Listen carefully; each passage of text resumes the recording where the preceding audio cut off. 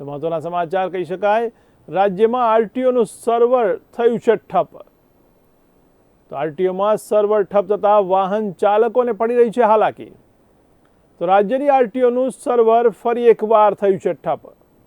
ત્યારે સર્વર ઠપ થતાં લાયસન્સ સહિતની કામગીરી ખોરવાઈ। તો બુધવારે સાંજે 4 વાગ્યાથી આરટીઓનું સર્વર થયું છે ઠપ। ત્યારે સર્વર ઠપ થતાં વાહન ચાલકોને હાલાકીનો સામનો કરવો પડી રહ્યો છે।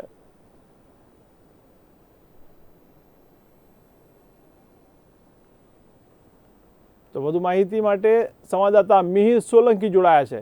જી મિહિર, શું છે હકીકત?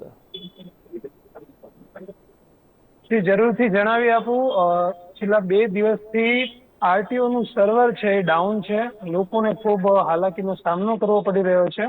હજી 1-2 દિવસ ડાઉન રહે તેવી શક્યતા છે તેવું કહેવામાં આવ્યું છે। અને સોમવાર કે મંગળવાર એટલે કે આવતા અઠવાડિયાથી આ સર્વર પાછું રાબેતા મુજબ શરૂ કરવામાં આવશે। પરંતુ કહેવાનો મતલબ અહીં એ છે કે અત્યારે હાલમાં અમદાવાદમાં ખૂબ જ ગરમી પડી રહી છે। તાપનો જે પારો છે એ 44 ડિગ્રીએ પહોંચી ગયો છે।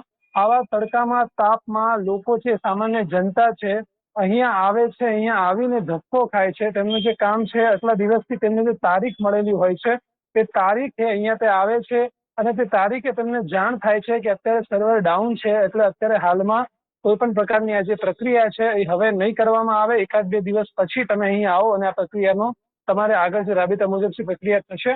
પરંતુ આપણે જોવા જઈએ તો સામાન્ય જનતાને જે તકલીફ પડે છે તેની માટે 100% કોઈક ના કોઈક આમાં પગલાં લેવા જોઈએ હતા, જેના કારણે સામાન્ય જનતાને ખબર પડે કે આવતા 2 દિવસ કે 3 દિવસ આ સર્વર ડાઉન રહેશે, તેના કારણે તમે ધક્કો ના ખાશો। અને સાથે સાથે અહીંના જે લોકો છે લાયસન્સને લગતી જે પણ કાર્યવાહી છે લાયસન્સને લગતી અત્યારે સર્વર ડાઉન છે, બાકી બીજા બધા કામ ચાલુ છે। પરંતુ મેઇન મુખ્ય અત્યારે લોકો જ્યારે આપણે જોવા મળે છે કે મુખ્યત્વે યુવાનો છે, લોકો છે, પોતાના લાયસન્સના કામ માટે આવતા હોય છે, પોતાને ટેસ્ટ દેવા માટે આવતા હોય છે। અત્યારે અહીંના જે ટેસ્ટ દેવા માટેના જે પાર્ટ છે, જે રસ્તાઓ છે તે બી બંધ છે। અત્યારે હાલમાં કોઈ પણ પબ્લિક કે કોઈ કર્મચારી અહીં દેખાતો નથી હાલમાં, કેમ કે સર્વર ડાઉન છે।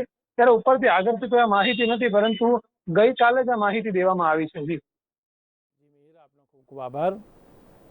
તો આરટીઓનું સર્વર ફરી એકવાર ઠપ થયું છે, ત્યારે લોકોને પણ હાલાકીનો સામનો કરવો પડી રહ્યો છે।